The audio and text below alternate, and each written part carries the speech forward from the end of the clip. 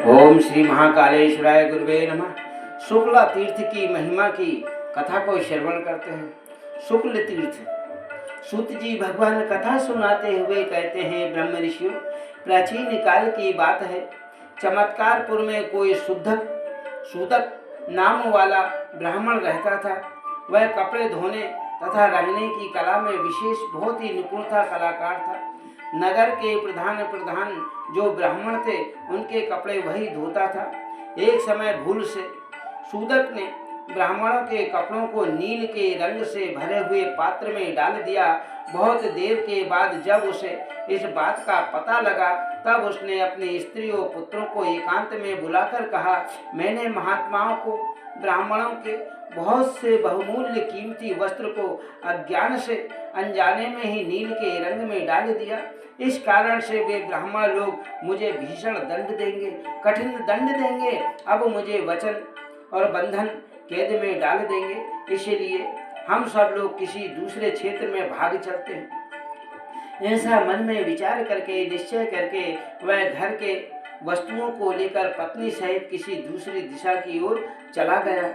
इसी समय उसकी पुत्री अपनी एक सहेली दास कन्या से मिलने गई और वहां जाकर बोली, भद्रे, मेरे द्वारा जाने अनजाने में तुम्हारा अपराध हो। तुम्हारे साथ खेल कूद करते समय प्रेम से, बचपन से, क्रोध अथवा ईर्ष्या से मैंने जो कभी कुछ प्रतिकूल बर्ताव किया है, वह सब मुझे क्षमा करना। यह सुनकर सहसा उसके नेत्र भर आए और वह आकुल होकर पूछने लगी, हे सखी, आज तुम मुझसे ऐसी बात क्यों कर रही हो? धोबी की कन्या ने कहा, हे सुनैनी, मेरे पिता ने ब्राह्मणों के बहुमूल्य वस्त्र नील में नाद के डाल दिए। अनजाने में प्रातः काल इस बात का जब ब्राह्मणों को पता लगेगा, तब वे उन्हें भीषण दंड देंगे, कठोर दंड देंगे।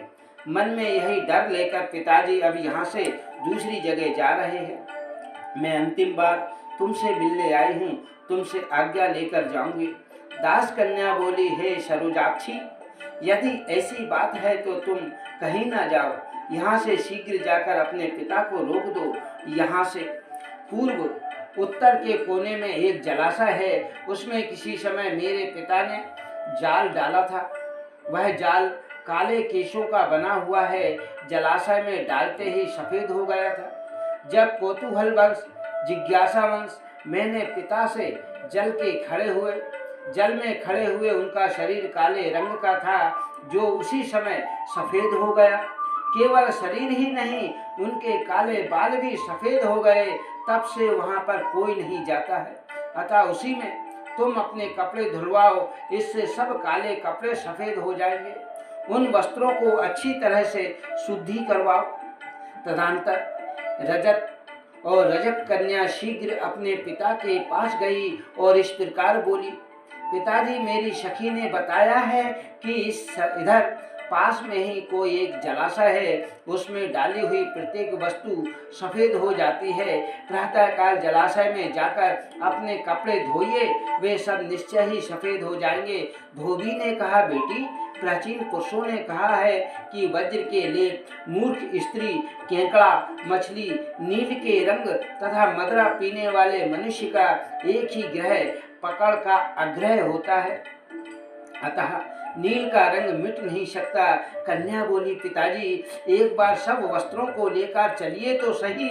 जब ये शुद्ध होंगे, काले से सफेद हो जाएंगे, तभी हम घर को लौटेंगे, अन्यथा दूसरी दिशा को चले जाएंगे। कन्या का यह वचन सुनकर उसके भाई बंधु तथा सेवकों ने एक स्वर में कहा, ठीक है, ठीक है। फिर हम सब लोग रात में ही जलाशय के पास गए। दास कन्या सबके आगे होकर राह दिखाती जा रही थी।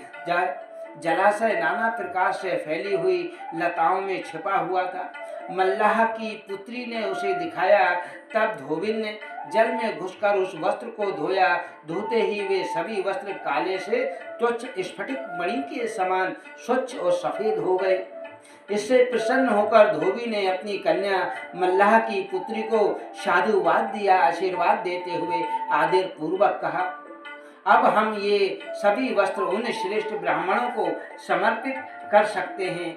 फिर घर जाकर धोबी ने बड़े प्रसन्नता के साथ वस्त्र ब्राह्मणों को वापस कर दिए और ब्राह्मणों ने वस्त्र के साथ ही धोबी के शरीर और केशों को भी श्वेत जब देखा कि सफेद हो गया, पूछा क्या यह अदृश्य बात दिखाई देती है, यह क्या हुआ।